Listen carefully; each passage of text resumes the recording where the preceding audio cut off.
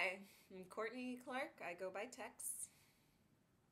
I am a photography major, 5th year, victory lap, and visual communications design minor.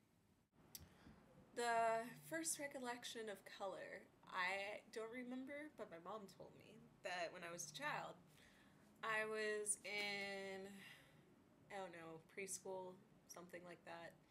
Well, anyways, we were coloring, and the teacher came over and was like, "You need to color yourself black." And I apparently paused and responded, "I'm not black, I'm brown, see?"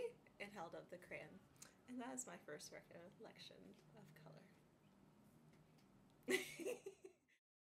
Not only in dreams and in the free association of ideas, which phenomenon often comes just before sleep, but also when fully awake, listening to music, I find an analogy in a close union between color, sounds, and scents. I have the impression that all these things have been created by one and the same ray of light, and that they are destined to unite in a wonderful concert. And that is by Baudelaire. I have a upcoming show called It's All Waves, and it is 10 stop motion videos relating color and music. I gave 10 local bands a color and asked them to write an instrumental based around color and color psychology, as well as their own interpretations of color. I photographed and created narrative stories based on what I know about color and color psychology, and have now created 10 videos. The colors I chose are Roy G. Biv, again, check the rainbow for the spectrum. Initially, the question came into how I was interpreting and what makes it correct. And the funny part about trying to understand color is there is no correct. Color is incredibly subjective in nature. For instance, in some countries, like here, we distinguish between red and pink. In other countries, pink is red. There is no distinction. To go further, even with color psychology, we analyze yellow to be this bright, vibrant color, happy, but yellow actually makes babies cry. So what we understand about color is not necessarily what holds true to color. The bands were game. They all came up with their own interpretation, which is, again, interesting because it goes back to the subjective nature of color itself, where to me, I can hear in some of the songs how it would be that color, but to others, they don't necessarily get that color from that. And that's the thing that I really enjoyed about this project, because it is all subjective. It is not, there is no right or wrong. And that's the same thing with color. There is no right and wrong in describing a color, how you see it, how you feel about it, because you can't physically hold color. Color is applied to how we place it. It's controlled. And in that same way, the musicians came up with these sounds that are supposed to interpret that, something that can't be confined. You know, that red and yellow come together to make orange. Well, for the shoot, I photographed a couple. So I had one wear red and I had one wear yellow. So they weren't necessarily wearing orange, but the combination was to make this. I try to apply color not necessarily in the most obvious way. I kind of like the simplicity of the color appearing in a hat, or like for blue, it was more about the tranquil aspects of blue, yet it was all shot in a bathroom, so the bathtub was filled with water, or like the book that was discussing quieting your mind was blue. I don't think I can say, because unfortunately my favorite song is skewed by my favorite color. Oh. By default.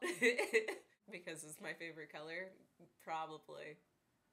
Because I think all the bands did a pretty awesome job coming up with their music. Ooh.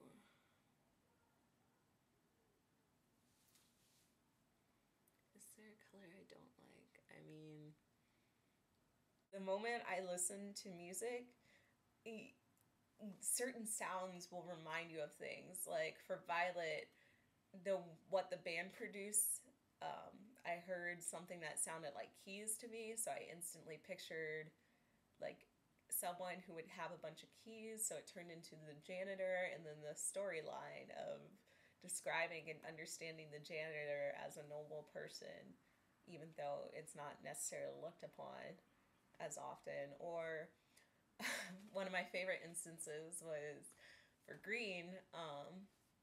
I was listening to it. It was just like, I see little kids on the playground and I'm in a park.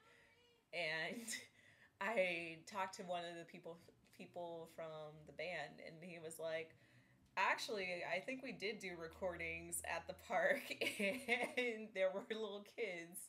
So it wasn't completely just out of the blue. The nice part was I asked the bands not to include words so that it would be purely what I'm hearing. The interesting part is a lot of the sounds started to impact what I was visualizing. So it was hard to maintain both color and music at certain points.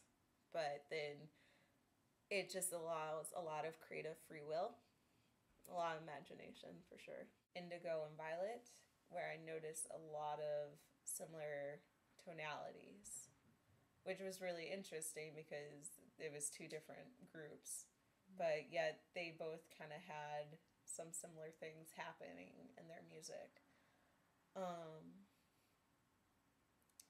That's also, I found that true with Black and Gray a little bit. I somehow managed to make the color psychology fit to what I'm visualizing. So, for instance, Blue, I did hear tranquil, but I don't know if it was I heard tranquil or I kept thinking tranquil. It becomes hard to disassociate from the two because instantly, in knowing that it's supposed to be a specific color, you begin to fall into this concept of what the color is and what you're expecting to see, which is interesting dichotomy because, like, for instance, with white, the band created this musical sound where it was like a whole bunch of instruments, and it like nothing seemed to be in tune with another in accordance with it. But to me, it made me think of, and this is where music itself even begins to influence, made me think of Sigaros or like Magwe, where it's just a lot of sounds together that you don't picture together. But in that, you are able to clear your mind.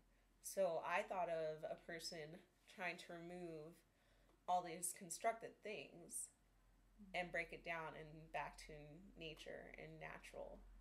And when I showed it to people, it was a cross of between I see it and I don't because I don't hear it, but I do. And it's just, you get mixed up in what you're emotionally drawn to with music and what you're emotionally drawn to with color. Yes and no. There was some slight similarities in the sounds of orange, purple, and green. Very slight. I couldn't tell you what instrument it was. They were both, all three were pretty soft, I feel. I felt with the primary colors, they were very individualistic from each other. Like, I wouldn't relate them to the same thing, same group, same anything. The orange, purple, and green, however, I could see some relationship between them. It's always May 22nd at DOV Space, next to Dragonfly on King Avenue. It is across from Hamptons. It is from 7 to 10:30 p.m. It's catered. Come get some food. Watch some videos. Be a good time.